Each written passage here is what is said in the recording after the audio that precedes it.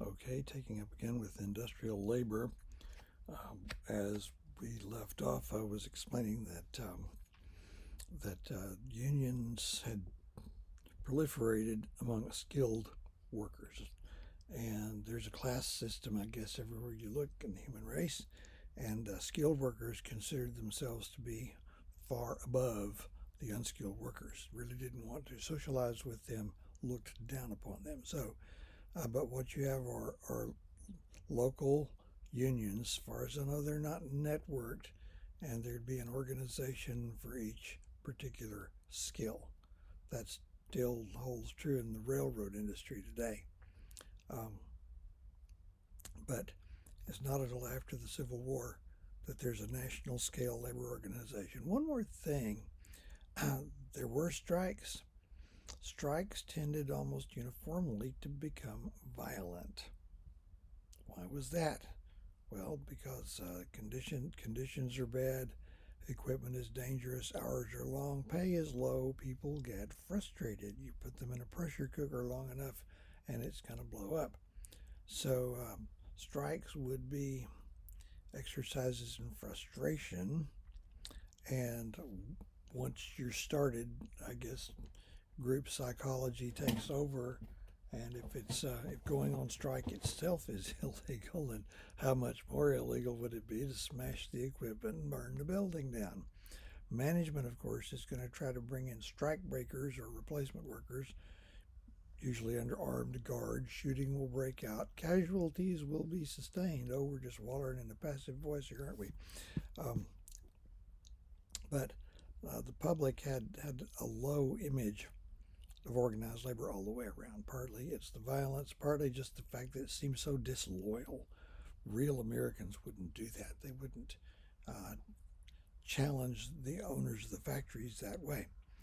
Anyway, moving along, after the Civil War, 15, 20 years after this, for over that period after the Civil War, there were a number of attempts to establish labor organizations on a national scale. Two of them were short lived. The third exists today. Okay, first of all, 1866, there was something starting in that year known as the National Labor Union, or we would abbreviate it NLU. I don't know if they went to that much trouble then. But any resemblance between the National Labor Union and a modern labor union ends with the name. Okay? It was not organized to seek any kind of labor related goals. It's not campaigning for higher wages, shorter hours, better conditions, or little vacation time or anything like that. Something quite different. It was a scheme. I'm not saying it's dishonest. I think it was quite honest, but it tried to attract workers. If you join, you pay your dues, and your dues go into a fund. And the fund is supposed to accumulate until when it gets big enough, the National Labor Union would go into business. It would own businesses, specifically iron foundries. Iron foundries make cast iron objects, and railroads. That's an attractive investment. So that was the idea. So the National Labor Union attracted a pretty good following for a while. It actually did own and operate some iron foundries in Pennsylvania and Ohio by the end of the 1860s. You might be thinking, why would a working man, we're assuming men here, join something like that if it didn't offer any practical bread and butter gains? Here we could employ a little bit of psychology. All right, your typical factory worker in those days was not a city dweller born and bred.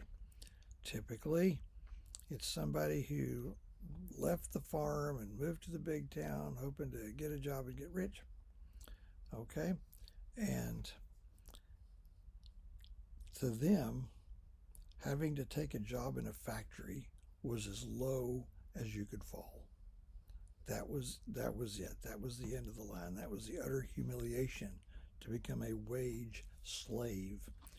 You don't want your folks back home to know what has happened to you because you left home with such bright, ambitious promise. So, you joined the National Labor Union. Now, you can put some things in your next letter home that are technically true, but let's just say when all you got left is grasping at straws, you'll grasp at one and see if this doesn't sound like that. You can tell them that you've got a good job, things are looking up, you're actually now a stockholder in some iron foundries, and you're looking into investing in railroads. Technically true, but it covers up what to you is a humiliating reality. Would you join an organization that promised to campaign for better wages and shorter hours? Probably so, but that's just not there yet. Okay. The National Labor Union rose and fell in less than a decade. To the public, well, their businesses failed as businesses. They had plenty of guys who knew how to do the work, little shy on management experience, as you might expect. Plus, the idea of the workers owning the business just seemed wrong. That just seemed wrong somehow. So it's a problem getting public support.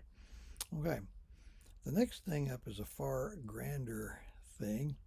A little hard to translate into our culture today, but starting in 1869, we find the Knights of Labor. Knights with a K. The Knights of Labor. This is far less a labor union than it is a kind of a fraternal society. By the way, Americans in those days, in fact, Americans up to less than 3/4 of a century ago, loved to join things. Men joined clubs, women joined clubs. This is before we had TV sets, I guess.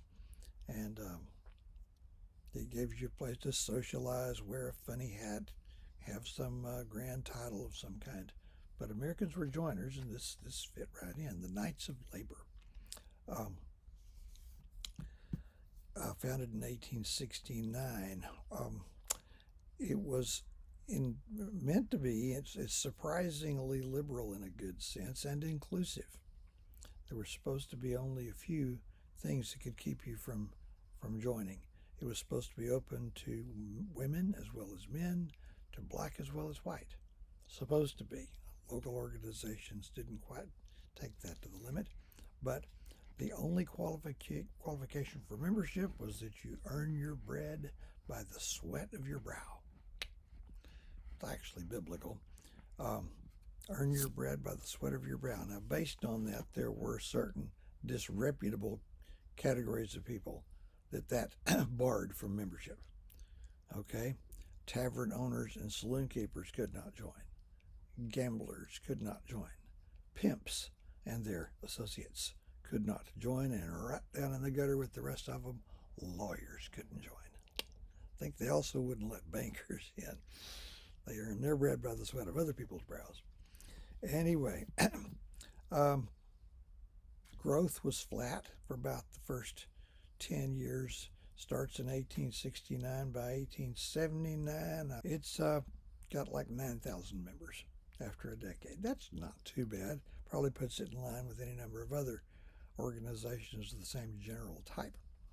Then around 1879, and by the way, they had a lot of ritual and ceremony and titles. They had a secret handshake and all of that. And the appeal there to a limited number of people was that you're joining something sort of mysterious and dark, potentially powerful, and by day you're a humble pipe fitter, by night you're a grand whatchamawizard of some sort. It has a certain appeal for some people. In 1879, a new leader took over. His name was Terence V. Powderly. I'll put it on the screen. Powderly ditched all the mumbo jumbo and turned the Knights into a more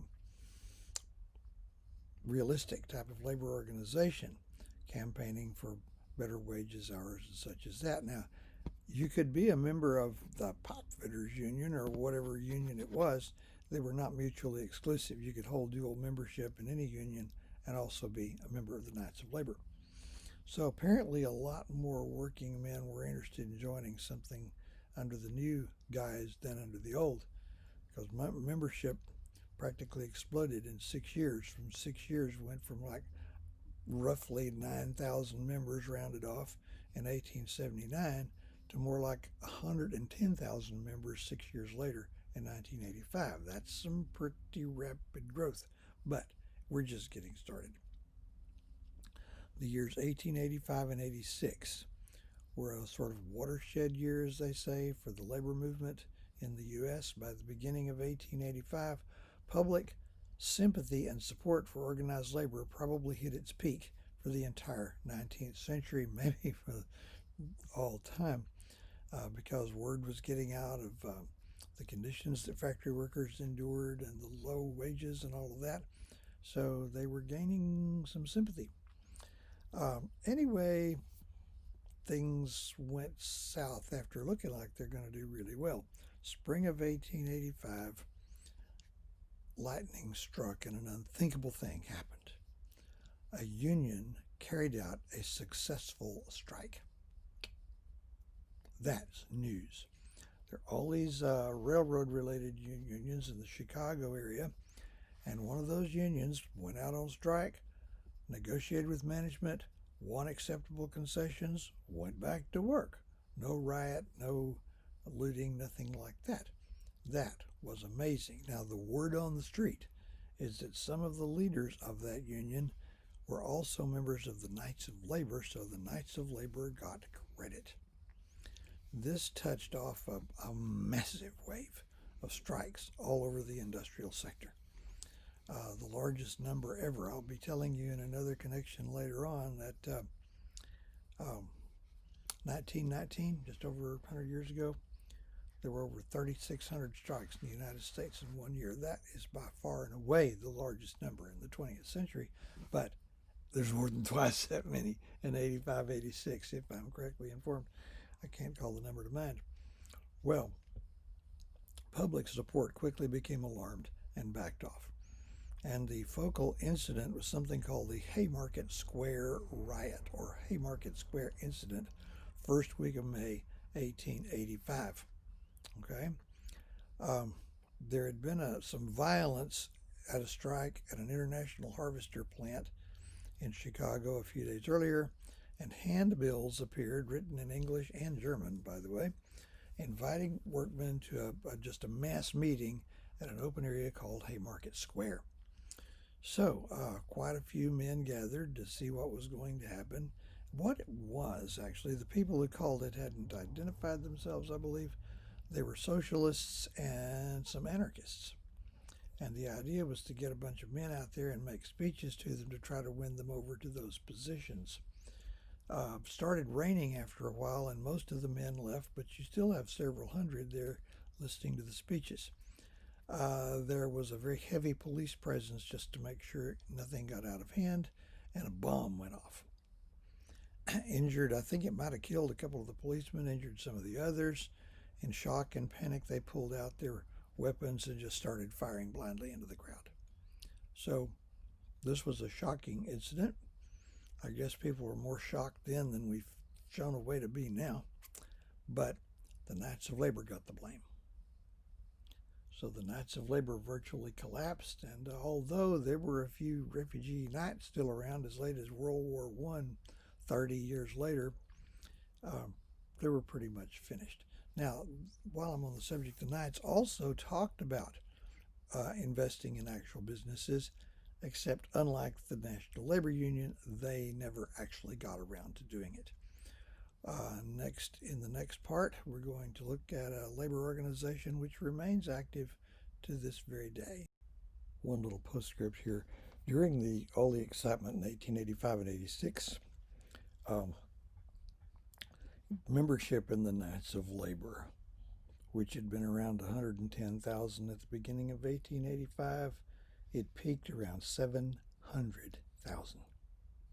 No organization can maintain its character and structure with growth that rapid. And then after Haymarket Square and a very serious crackdown against organized labor from the public, it popped like a balloon. So I just want to get that out of the way and then move on. By the way, 7 policemen were killed by the bomb at Haymarket Square. I'm going to post It's going to say Haymarket Square article. If you're curious, read that one.